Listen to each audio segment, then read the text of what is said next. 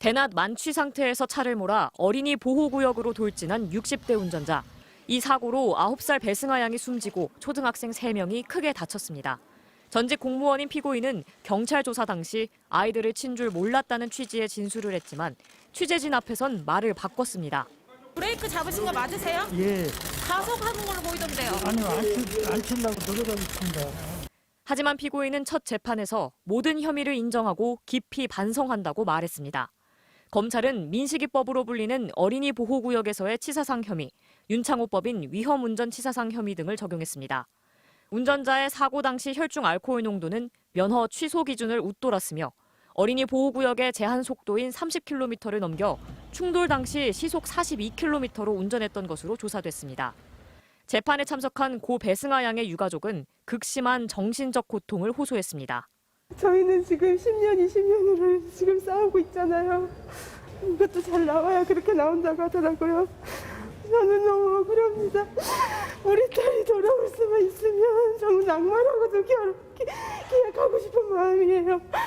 검찰은 숨진 배승아 양의 유가족 2명을 양형 증인으로 신청하는 한편 유가족의 정신적 충격 정도에 대한 병원 측 감정 결과도 제출할 예정입니다. 다음 재판은 양형조사와 정신감정 결과가 모두 나오는 기간을 고려해 8월 21일 열릴 예정입니다. MBC 뉴스 박선진입니다. 지난해 12월 서울 강남의 한 초등학교 앞 어린이 보호구역에서 만취한 운전자가 9살 초등학생을 치어 숨지게 한 사고가 있었습니다. 6개월 만에 1심 판결이 내려졌는데 재판부는 검찰이 요구한 징역 20년에 한참 못 미치는 징역 7년형을 선고했습니다. 사고 현장에 바로 돌아와서 뺑소니 혐의가 인정되지 않았고 가해자가 혈액암 환자인 점, 또 유족이 받지는 않았지만 합의를 위해 3억 5천만 원을 법원에 맡긴 점도 감형 사유가 됐습니다. 유족은 이 정도 처벌로 음주운전이 사라지겠느냐며 울먹였습니다. 김지인 기자입니다. 도로 위에 놓인 흰 국화 꽃다발들. 하늘나라에서 잘 쉬어라. 친구들의 쪽지가 담벼락을 가득 채웠습니다. 지난해 12월 2일 수업이 끝난 시각 서울 강남의 한 초등학교 앞 어린이 보호구역 스쿨존에서 SUV가 9살 어린이를 덮쳤습니다. 대낮이었는데도 운전자의 혈중 알코올 농도는 0.128%, 면허 취소 수준이었습니다.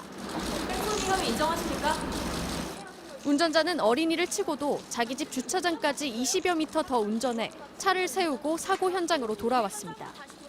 아이는 병원에 옮겨졌지만 이내 숨졌습니다. 6개월 만에 법원은 이 음주운전자에게 징역 7년을 선고했습니다. 9살에 불과한 피해자가 꿈을 펼쳐보지 못하고 비극적으로 생을 마쳤고 유족들에게 용서받지도 못했다고 이유를 밝혔습니다. 운전자는 배수로 턱을 지나간 줄 알았다고 주장했지만 재판부는 받아들이지 않았습니다. 블랙박스에 아 하고 놀랐다, 다시 아 말도 안 돼 라며 못 믿겠다는 듯 격앙된 목소리가 녹음됐다며 어린이를 치고 지나간 걸 인식했다고 봤습니다.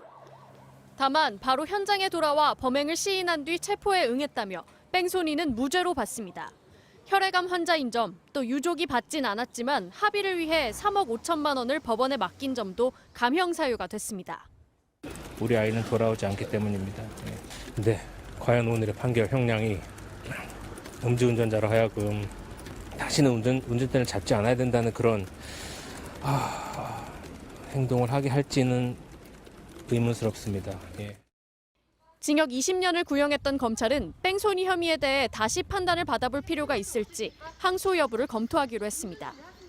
MBC 뉴스 김지인입니다.